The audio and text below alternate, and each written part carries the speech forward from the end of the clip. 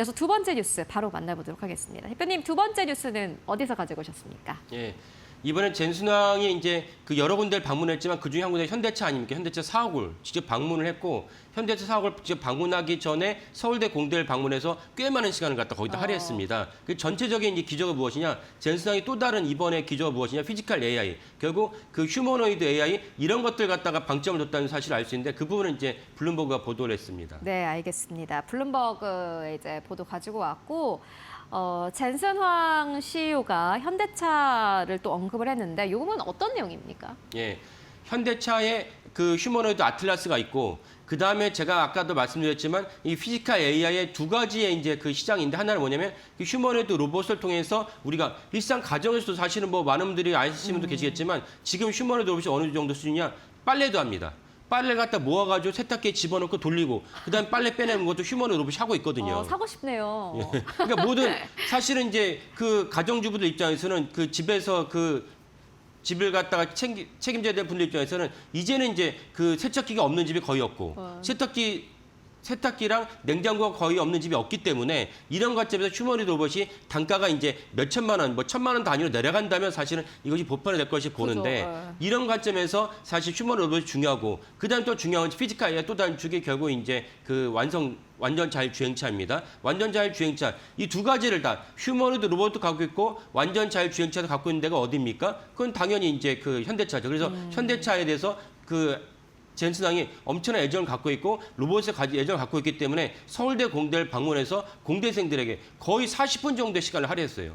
이 정도로 여기에다가 이제 그 방점과 에너지 애정을 갖고 있다. 이런 관점에서 현대차와 또 로봇도 우리가 중요하게 여겨야겠다 생각을 합니다. 네, 알겠습니다. 사실 이제 그 젠슨황이 엔비디아 실적 발표에서 어떤 내용을 가장 많이 언급할까라는 그 설문조사가 있었는데 거기서 분명히 로봇 얘기할 거야라는 그 설문조사가 있었더라고요. 근데 막상 실적 발표에서는 좀 조심하는 모습이었다가 최근에 방한했을 때 로봇 이야기가 생각보다 굉장히 많이 나왔습니다. 젠슨황이 이렇게 로봇을 좀 자주 언급하는 이유는 무엇일까요? 예, 그러니까 이쪽 시장이 너무 크기 때문이기도 하고 두 번째 무엇이냐면 완전 자율주행차라는 관점에서 봤을 때 피지컬 AI라는 관점에서 봤을 때 사실은 지금까지 독점하는 기업이 어디입니까? 테슬라죠.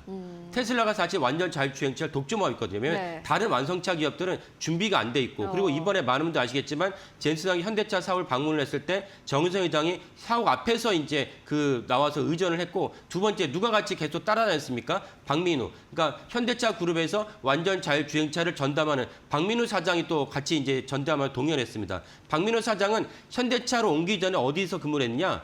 엔비디아에서 근무를 했어요. 엔비디아에서 이 해당 분야를 총괄했기 때문에 당연히 젠슨왕과도 구면이고 이런 점이 다 복합적으로 맞물리면서 현대차가 이 완전 자율주행차가 얼마나 가진 역량이 무엇인지 갖다가 알 수도 있고 그리고 젠슨왕도 여기에 기대를 하고 있다. 테슬라를 갖다가 견제할 수 있는 유일한 기업이 어디냐? 엔비디아다. 엔비디아가 자동차를 만들지 않으니까 엔비디아가 현대차를 갖다가 앞으로 전면을 내세워서 테슬라 갖다가 전면을 해서 이제 견제할 수 있는 유일한 기업이다라고 보시면 될 것 같습니다. 네, 알겠습니다. 이어서 이제 두 번째 키워드로 넘어가 보도록 하겠습니다. 새만금 프로젝트인데 이게 어떤 프로젝트인가요? 예, 새만금 프로젝트는 현대차 그룹이 새만금에다 수소 생태계를 갖다 기반해서 엄청난 돈을 쏟아붓겠다 해가지고 또 한 번 우리나라 주가에 엄청난 게 붐업을 했습니다. 근데 여기에 이제 정의선 회장이 젠슨왕한테 새만금을 갖다가 우리가 이렇게 하려고 그러는데 당신이 여기에 뛰어왔으면 좋겠다라고 얘기를 했는데 거기 젠슨왕이 되게 호의적인 발언을 했죠. 호의적인 발언이 무엇이냐?